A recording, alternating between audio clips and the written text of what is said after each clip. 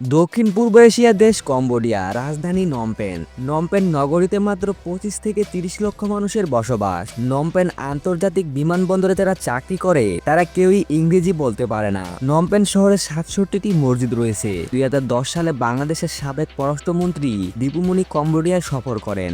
Cambodian প্রধানমন্ত্রী হুন সেন 2014 সালে ঢাকায় একটি সরকারি সফর করেন। 70 ও 80 দশকে ভিয়েতনাম ও কম্বোডিয়ায় দ্রুত ঘটে যাওয়া ঘটনাগুলি নিয়ে আমাদের দেশের পত্রিকায় প্রতিনিয়ত প্রতিদিন প্রতিবেদন প্রকাশিত হয়।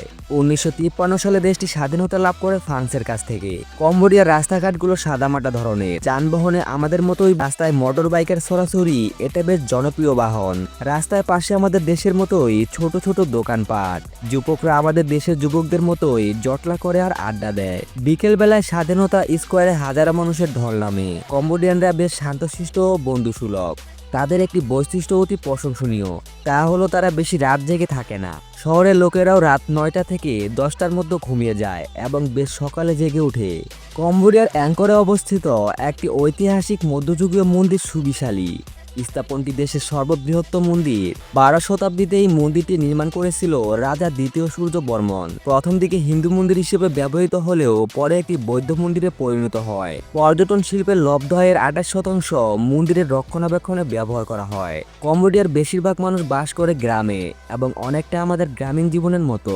নারীরা প্রধানত বাড়িতে কাজ করে, পুরুষরা কঠোর শ্রমঘন কাজ করে। কম্বোডিয়ার প্রধান নদী মেকংয়ে আছে বড় একটি হ্রদ, নাম টর্লিসেপ, অর্থাৎ সুস্বাদু পানির হ্রদ।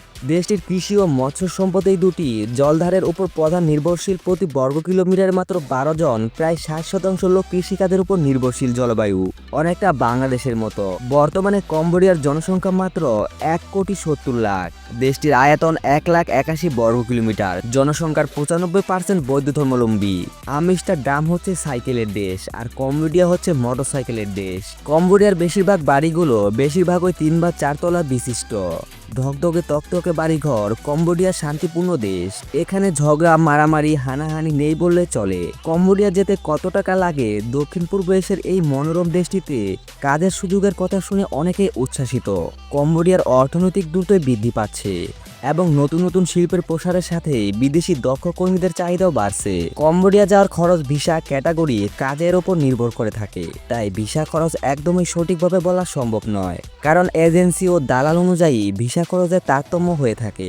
তবে ধারণা অবশ্যই পাবেন। কাজের ভিসা 4 লাখ থেকে 8 লাখ টাকা, ট্যুরিস্ট ভিসা 2 লাখ থেকে 3 লাখ টাকা, স্টুডেন্ট ভিসা 2 লাখ থেকে 4 লাখ টাকা। আশা করি ভিডিওটি আপনাদের ভ্রমণের আনন্দকে বাড়িয়ে তুলতে সহায়ক হবে। ভালো থাকুন, সুস্থ থাকুন, ধন্যবাদ।